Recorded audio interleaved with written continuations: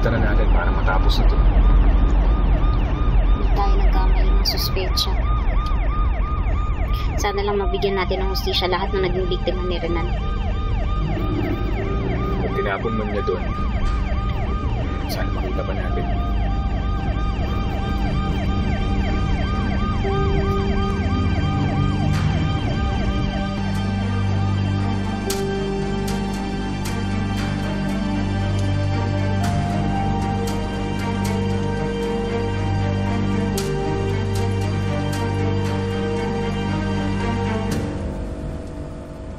Mukhang huli na tayo, Lilet.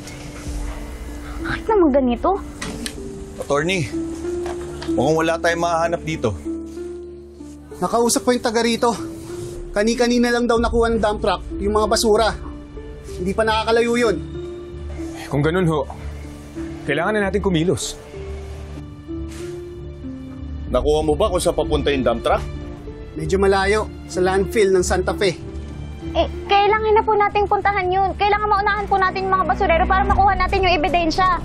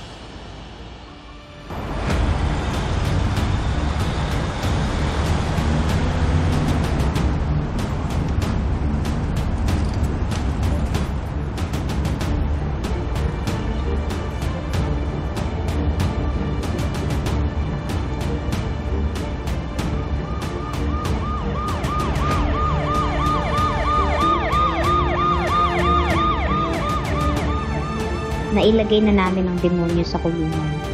Pero alam kong hindi sapat ang mga pader at bakal para pigilan ang tulad niya.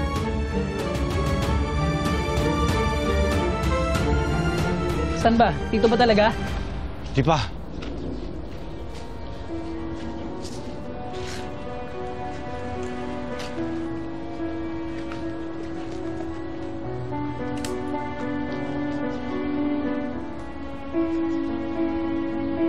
Dito.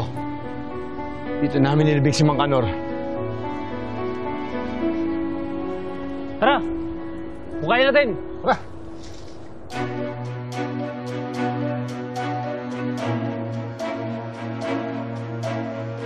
Kailangan ko ng mas matibay na rehas. Isang ebidensyang wawasak sa kapangyarihan niya.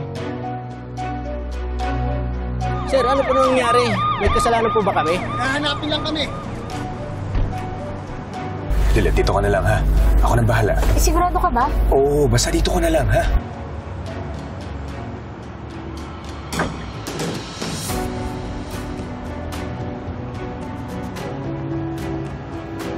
Kung nasaan man to, Diyos ko, gabayan niyo po kami. Tulungan mo kaming hanapin to.